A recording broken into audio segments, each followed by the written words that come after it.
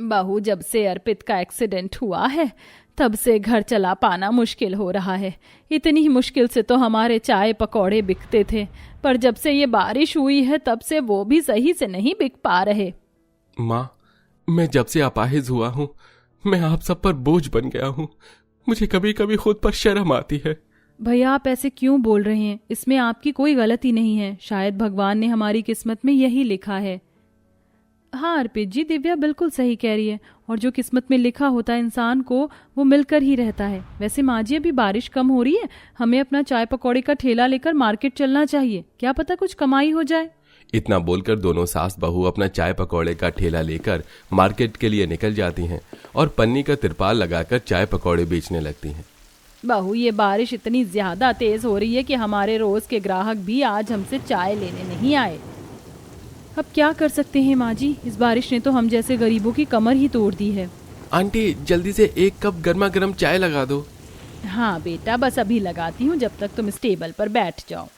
उषा के कहने पर वो लड़का हाथों में छाता लिए टेबल पर बैठ जाता है और तभी एक गाड़ी तेजी के साथ आती है और खंबे से टकरा जाती है।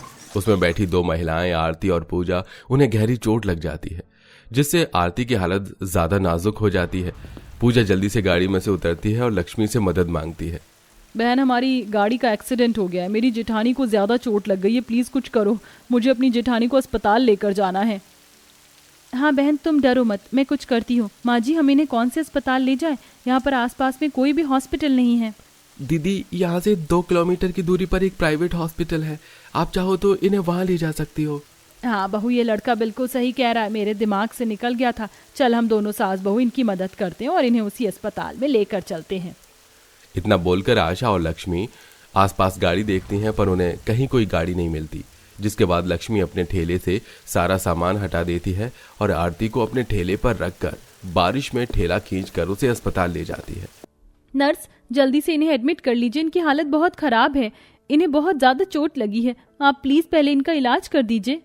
आप शांति से बैठ जाइए, डॉक्टर आकर दोनों पेशेंट को देख लेंगे। मैडम, आप मेरे साथ अंदर चलिए। वार्ड बॉय, इस महिला को आईसीयू में ले जाओ और डॉक्टर को इन्फॉर्म करो। इस तरह लक्ष्मी बारिश में भीगते हुए जैसे तैसे उन दोनों औरतों को अस्पताल ले जाती है, जहां डॉक्टर दोनों ही औरतों का चेकअप करते हैं और कुछ देर बाद लक्ष्मी से कहते हैं, पूजा जी को थोड़ी सी चोट लगी थी, हमने उनकी ड्रेसिंग कर दी है, पर आरती जी की हालत अब भी नाजुक है। वो तो शुक्र है जो आप उन्हें सही समय पर ले आई, वरना उनकी जान बचा पाना बहुत मुश्किल हो जाता। Thank you doctor. बहू, अब ये दोनों औरतें बिल्कुल सही हैं, अब हमें अपने घर जाना चाहिए। रात हो रही है और बारिश भी बहुत तेज है और घर पर मुन्नी और हमारा पूरा परिवार हमारा इंतजार कर रहा होगा। हाँ माँ जी, आप सही कह रही हैं, पर मैं सोच रही थी कि जाने से पहले एक बार उनसे मिल लेती हूँ, पर बारिश तेज हो रही है, हमारा अभी निकलना ही सही रहेगा। घर पर सब परेशान हो रहे होंगे, सामान भी लेना है। लक्ष्मी बिना पूजा से मिले वहां से अपनी सास के साथ निकल जाती है। पहले एक्सीडेंट वाली जगह से अपना सामान लेती है और फिर घर चली जाती है, जहां उसके घर पहुंचते ही मुन्नी अपनी माँ और दादी को देखकर उनसे कहती है, आज आप जानबूझकर इतनी लेट आई है ना, क्योंकि मैंने आपसे चीज मंगवाया था। आप बहुत गंदे हो। जब पापा ठीक थे तो वो हमेशा मेरे लिए चीज लाते थे। मुन्नी बेटा, ऐसा नहीं कहते। देखो, माँ बारिश में पूरी तरह से भीग गई हैं। अगर माँ और दादी की भी तबीयत खराब हो जाएगी तो फिर तुम्हें अच्छी अच्छी चीज कौन खाने के लिए देगा? मुन्नी बेटा, अब अपना गुस्सा थूक दो, पापा जब ठीक होंगे तो वो फिर से तुम्हारे लिए अच्छी अच्छी चीज लेकर आएंगे। माफ करना बेटा, हम आज भी तेरे लिए कुछ नहीं ला पाए, पर मैं तुझसे वादा करती हूँ, मैं कल तुम्हारे लिए जरूर कुछ लेकर आऊंगी। माँ, मुन्नी की बातों पर इतना ध्यान मत दो, वो जितने लोगों को पकवान खाते देखती है वो सारी चीज मांगती है। हम इतने अमीर नहीं है कि बारिश में उसे इतनी महंगी चीज दे सके। पर मुझे ये समझ नहीं आ रहा कि आज आप दोनों इतनी लेट कैसे हो गई। आपको पता है हम सब कितना घबरा गए थे और पापा तो आपको ढूंढने के लिए बाहर गए हैं। अरे दिव्या बेटा, तूने अपने पापा को क्यों जाने दिया? तू जानती है ना वो शुगर के पेशेंट है, उनका बीपी भी हमेशा लो होता है। अगर उन्हें कुछ हो गया तो, और वैसे भी हम कोई छोटे बच्चे थोड़ी ना हैं जो खो जाएंगे। उषा दिव्या को डांटने लगती है और तभी वहां सुरेश आता है और अपनी बहू बीवी को देखकर लंबी सांस लेते हुए उनसे कहता है, अरे तुम दोनों कहाँ रह गई थी? मैंने कहाँ कहाँ नहीं ढूंढा तुम्हें। और हमारा चाय पकौड़े का ठेला कहाँ है? पापा जी, पहले आप आराम से बैठ जाइए, हम आप सबको सब बताते हैं। लक्ष्मी अपने ससुर को बिठाती है और उन्हें उनकी दवाई देकर सारी कहानी बताती है। जिसके बाद दिव्या अपनी भाभी से कहती है, भाभी, उन 2 औरतों की मदद करने की वजह से आपने अपना कितना नुकसान कर लिया, आपने सोचा है? जानती हूँ दिव्या, पर क्या करूं, मैं अपने सामने किसी को मरते हुए भी तो नहीं देख सकती थी ना। अगर उस दिन अर्पित जी की किसी ने मदद की होती तो शायद आज अर्पित जी बिल्कुल ठीक होते। बस यही सोचकर मैंने उनकी मदद की। लक्ष्मी की बात सुनकर सभी घर वाले चुप हो जाते हैं। इसी तरह से कुछ दिन बीत जाते हैं और तेज बारिश होने की वजह से अब लक्ष्मी और उषा अपने चाय पकौड़े का ठेला नहीं लगा पा रहे थे। और ऐसे ही एक दिन मुन्नी खिड़की से देखती है कि उसके पड़ोस में रहने वाले लोग बड़े ही लजीज शाही पकवान खा रहे हैं। पूरा टेबल भरा हुआ था पकवान से। उसका भी मन ललचा जाता है। फिर वो देखती है कि उसके दूसरे पड़ोसी डिलीवरी बॉय से खाने के ढेर सारे पैकेट ले रहे थे। ये सब देखकर एक बार फिर मुन्नी जिद पर अड़ जाती है। माँ, कितने दिन हो गए, अब तो कुछ अच्छा खिला दो ना। कुछ शाही पकवान कुछ अच्छा नहीं खिला सकते तो छोले भटूरे राजमा चावल खिला दो। तो देखो, अंजू शीतल की मम्मी पापा उन्हें इस बारिश में तरह तरह के शाही पकवान खिला रही हैं और तुम मुझे छोले भटूरे भी नहीं खिला सकती। मुन्नी बेटा, एक बार बारिश रुकने दो और हमें चाय पकौड़े का ठेला लगाने दो। हम तुम्हें इससे भी महंगा पकवान खिलाएंगे। वो दिन कभी नहीं आने वाला। मैं 1 महीने से बस यही सुन रही हूँ। इतना बोलकर मुन्नी नाराज हो जाती है और जाकर सो जाती है। तो वहीं दूसरी ओर पूजा और आरती लक्ष्मी के चाय पकौड़े वाली जगह से पूछ पूछ कर लक्ष्मी के मोहल्ले में आकर उसके बारे में पता करते हैं। क्या आप मुझे बता सकते हैं लक्ष्मी का घर कौन सा है, जो रवि बाजार में चाय पकौड़े बेचने का काम करती हैं? अरे बहन जी, ये जो सामने वाली गली देख रही हो ना, इसी गली में आखिरी घर है लक्ष्मी का।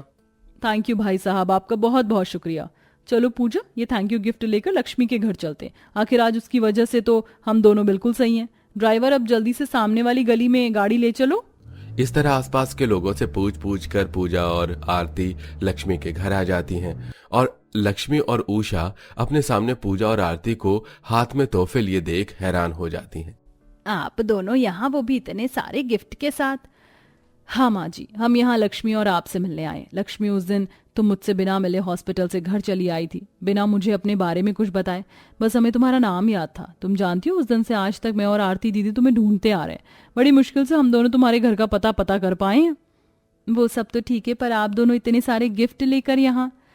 ये तो बस मामूली से कुछ गिफ्ट हैं जो हम तुम्हारे लिए लाए हैं, तुम्हें शुक्रिया करने के लिए। लक्ष्मी, अगर उस दिन तुम नहीं होती तो शायद हम जिंदा नहीं होते, और मैंने तो तुम्हें अपनी बेस्ट फ्रेंड बना लिया है, और दोस्ती में इतने गिफ्ट तो देना बनता है। माँ, आपकी इतनी अमीर सहेलियां, आपने तो कभी हमें बताया ही नहीं।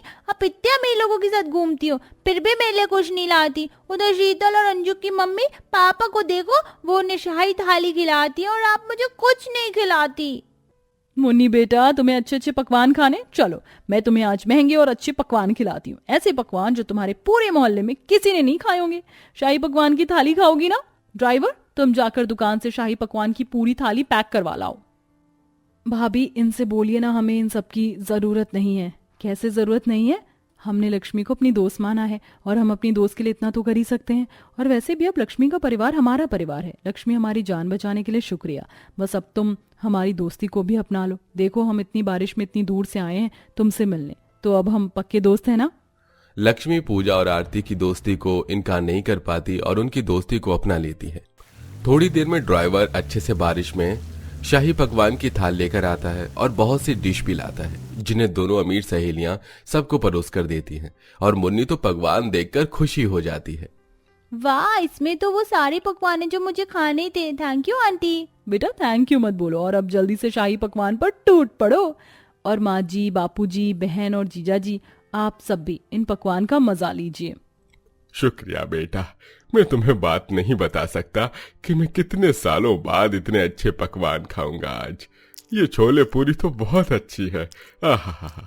और ये बिरयानी भी बहुत लजीज है। और ये पनीर की सब्जी, कुलचे, पराठे सब बहुत टेस्टी हैं। और ये पनीर टिक्का और रसगुल्ला बेस्ट है। शुक्रिया पूजा, आरती, आप दोनों का। आपकी वजह से मेरा परिवार आज शाही पकवान खा पा रहा है। तुम्हें शुक्रिया करने की कोई जरूरत नहीं, और तुम कल से हमारे ऑफिस में आ जाना। ऑफिस की कैंटीन में अब बढ़िया बढ़िया पकवान बनाकर तुम हमारे एम्प्लॉयज को खिलाओगे, और ये पक्की नौकरी होगी। ये तुमने जो हमारी जान बचाई है उसका गिफ्ट है, मना मत करना। पूजा के जरिए पक्की नौकरी मिलने की खुशी से लक्ष्मी उन दोनों के गले लग जाती है। तो वहीं पूरा परिवार शाही पकवान के मजे लेता है। इस तरह गरीब लक्ष्मी के घर उसकी 2 अमीर सहेलियां महंगे पकवान लेकर आती हैं, जिसे खाकर मुन्नी सबसे ज्यादा खुश होती है। वैसे अच्छे खाने की ट्रीट देने वाले बहुत कम दोस्त होते हैं। हाँ, क्या आपके पास हैं ऐसे अच्छे दोस्त? कमेंट में जरूर बताइएगा।